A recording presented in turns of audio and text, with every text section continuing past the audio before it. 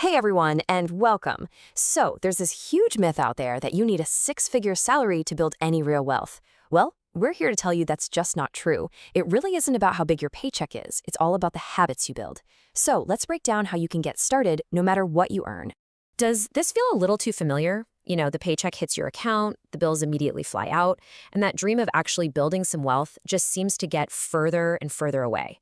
If you feel like you're just treading water, you're in the right place. We're going to show you a way forward. This quote right here, this is going to be our guidepost for today. It completely flips the script on what wealth means. It's not about that one number, your income. It's about three powerful actions: what you keep, how you grow it, and what you give back. If you can get a handle on these three things, you've pretty much mastered the game. This is the bedrock for everything we're about to dive into. So let's start with that big mental shift. This isn't just a simple tip or a life hack. This is about fundamentally changing how you look at the relationship between your job and your actual net worth. So what is the actual difference here? Well, think of your income like a river. It flows in, and for most people, it flows right back out again. Wealth is different. Wealth is the reservoir you build by cleverly diverting some of that flow. A massive river that's completely drained doesn't build anything, right? But even a small, tiny stream, if you consistently save from it, can fill an entire lake over time. Okay, before we even touch budgets or investments, we've got to start right here, inside your own head. Because your mindset, well, that's the soil where your financial future is either going to thrive or it's going to wither. This slide just lays out the two paths so clearly. On the left, you've got the scarcity mindset. You're just clenching what you have, totally afraid of losing it. But on the right, that's the abundance mindset. That's where you see every single dollar not just as something to spend, but as a seed you can plant. And this isn't just about positive thinking. It's a real strategic shift from playing defense with your money to playing offense. So as you're building up this new mindset, you have to be on guard against these silent wealth destroyers. Lifestyle inflation is probably the biggest trap out there. You get a raise and your spending just magically rises to meet it, and you're stuck in the exact same place. Then you have those unnecessary monthly payments, for the new car or the latest gadget. And of course, impulse buys. They all do the exact same thing. They trade your long-term freedom for a little bit of short-term gratification. All right, mindset is locked in. It's time to build the blueprint. Let's get practical and put together a real, honest-to-goodness action plan for your money. Let's just agree to stop thinking of a budget as a punishment. It's not a financial diet, I promise. It's your financial blueprint. It is you telling your money exactly where to go instead of just wondering where it all went. A fantastic starting goal is to give about 10 to 20% of your income a very important job: building your future. Okay, listen, if you only take one single thing away from this whole explainer, please let it be this one. Before you pay your rent, before you buy groceries, you pay yourself.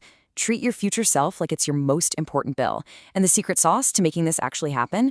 Take yourself out of the equation. Automate it. Set up a transfer for the very day you get paid so your wealth starts building on autopilot. Now, if high-interest debt is just gobbling up your income, you need a plan to attack it head-on. There are two really popular strategies here. You've got the snowball method, which gives you these quick psychological wins by knocking out the smallest debts first, which feels great and builds momentum. Then there's the avalanche method. This one is all about the math. It saves you the most money in the long run by tackling the highest interest rates first. You know what? The best one is the one you'll actually stick with. Freeing up that cash is what's going to fuel your growth engine. Okay, so you're saving money, you're attacking your debt. Now for the really exciting part. This is where we take that money you freed up and we put it to work. This is the moment you shift from just saving to actively building wealth.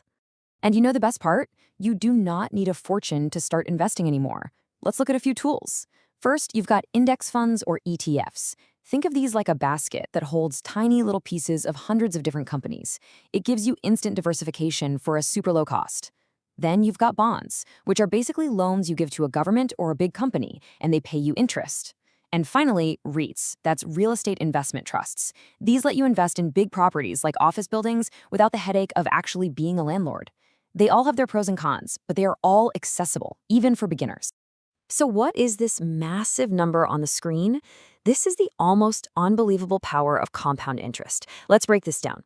Let's say you invest just $100 a month. Over 30 years, you've put in $36,000 from your own pocket. But assuming an average return, your money could grow to over $122,000. That extra $86,000, that is pure growth. It's your money making money, which then makes more money. This is proof that time is your most powerful wealth building tool, not a big initial investment.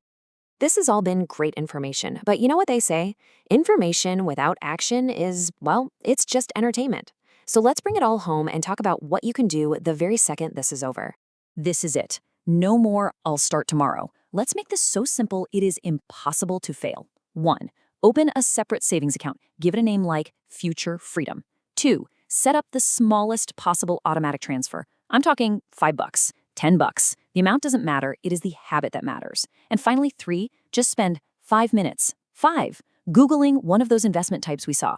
That's it. You've just started. And that's really what it all boils down to.